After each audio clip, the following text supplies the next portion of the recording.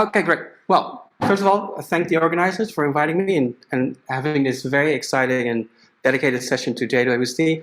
We've been talking about this for so long and been looking forward to it.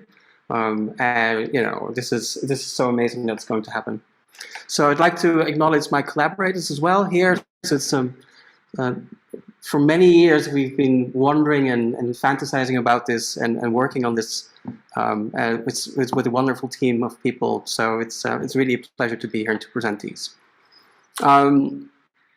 So the science questions that we'd like to address with Uncover is the emergence of the first galaxies during the Dark Ages.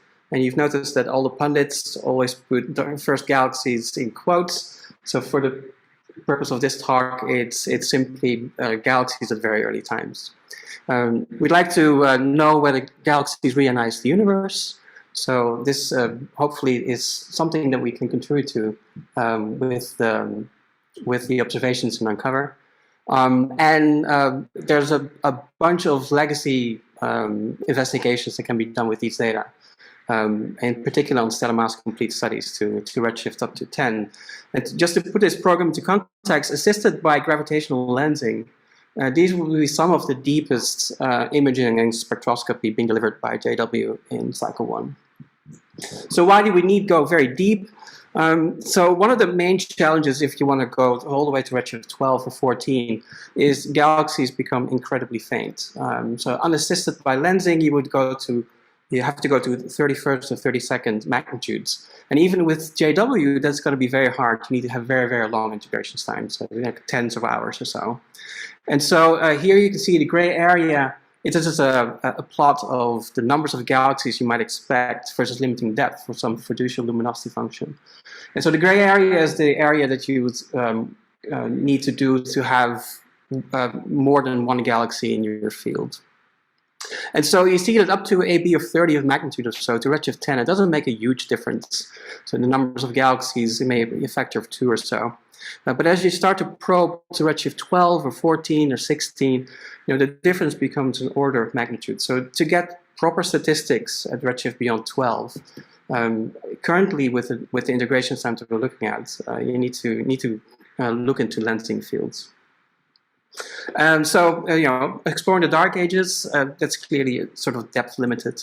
And another area where we're lacking in depth is the faint end of the luminosity function during the era of reionization. So we really like to have a better understanding of what the luminosity function is doing at the very faint end, but also to have spectroscopic observations of the very faintest galaxies, which we think dominate the UV luminosity budget, and also the ionizing photon budget. So this has been probed until now with HST, but it requires extreme lensing, orders of at least a factor of 10 or more. And so what we'd really like to do is, with better statistics and with less dependence on systematics, probe this very faint end of the luminosity function, at -15 or so. And so that requires simply deeper data, which can now be delivered with James Webb. And in addition, we'd like to spectroscopically observe these galaxies and look at their emission line ratios and the stellar populations, and in particular the ionizing photon production. So that's the premise of Uncover. So we're going to do very deep NIRCam imaging and NIRSpec PRISM spectroscopy in a gravitational lensing field. So this is a cycle 1 Treasury proposal. And it's about 50 hours of primary observations, 50 hours of parallel, mostly imaging, 70 hours wall clock. All of the imaging and spectroscopy will be immediately public. So that's important to realize. It's really meant to invite everyone to participate in this very exciting science. This is why JW was built, and so we are very happy that these are the types of data that will be available to everyone. The field is going to be the Hubble Frontier Field Abell 2744. It's a low infrared background field. It's got good visibility, accessible from the south with ALMA. And of course, it has a very extended high magnification map, so assisted by strong gravitational lensing. The basic setup of the program is that we're going to split the observations in 2 epochs.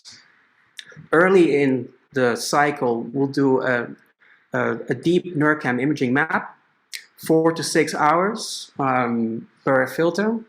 And it's a map that will cover 25 square minutes. So it's a 2x1 map, filling in the gaps. And so the filters are shown here. These are all the broadband filters in the short wavelength and long wavelength channel, adding the 410 medium band filter to be more sensitive to strong emission lines, which can bias stellar masses.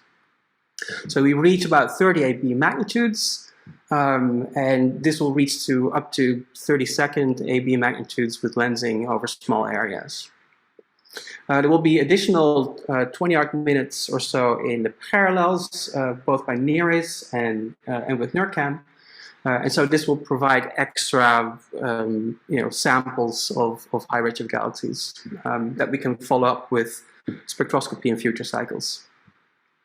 So the hope is that we will have photometry for about 4,000 galaxies beyond redshift 6 and at least 100 beyond redshift 10. So the second part of the observations later in cycle 1, so 6 months later, will be very deep NIRSpec PRISM spectroscopy on the NIRCam selected sample of the first half of the cycle. So these will be NIRCam, very deep, selected, and it will be 20 hours or so of spectroscopy in PRISM mode. So we get the full range from 0.6 to 5.3 micron, which is perfect for not only exploring, if you find new objects that have very unusual SED properties, you can now get a full spectrum of it. But you also are sensitive both to emission lines, and you can get redshifts for sources that have no emission lines. So this is great for very high redshift galaxies where we might not expect strong Lyman alpha, but we can still measure a redshift down to 29 AB just from the continuum break alone, from the Lyman break. This is also great for very faint dusty galaxies and quiescent galaxies where we might not see very strong lines. We expect up to 20 hours per target, and in our current designs we expect spectra for about 500 galaxies. So you might recognize the field as a field that is also going to be observed by the ERS program, by the GLASS, as PI by Tommaso Traio, and they are going to do very, very deep high-resolution spectroscopy on HST selected galaxies, as well as NIRSS slitless spectroscopy. And so where Uncover is different, and so what it adds to what's already available, is that it will provide NIRCam imaging on, so much deeper than the HST and the Spitzer data available, 1.5 to 3 magnitudes deeper, but also it's going to be over a much more extended area because the current HST is focused on the southwest core of Abell 2744, and Abell 2744 is kind of a bit of a freak cluster, as I will show in a second. And in addition, we'll do R of hundreds spectroscopy, which will be very sensitive in the continuum. So this is a lensing map of the Abell 2744, and shown here is the familiar magnification map of the Hubble Frontier Field area. So it's 1 arc minute on the side, and here you can see that the extended lensing map is extends, over a much larger area, about 20 or 25 arc minute squared, which can be covered with a NIRCam map. And so this is the area that has more than a factor of 2 magnification. So it's going to provide us much better samples. So the science is first galaxies. So owing to this increase in depth and area, we now have good statistics to redshift 12 to 14. So this allows us to differentiate between models of early star formation, fast or slow evolution, depending on the star formation efficiency. But we'll also, for the first time, be able to spectroscopically confirm these galaxies right in cycle 1 and estimate their stellar properties, their spectral properties, their emission lines, and continuum breaks. The second science topic is the properties of faint reionization area galaxies. So the hope is that with the deeper data, we're less reliant on extreme lensing. So we're more in the moderate lensing regime between a factor of several and a factor of 10. So there's not as strong dependence on systematics.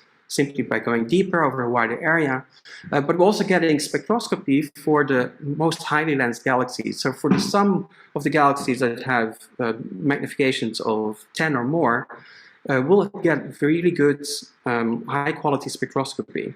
And so we'll measure strong lines for the entire suite between O2 and S2.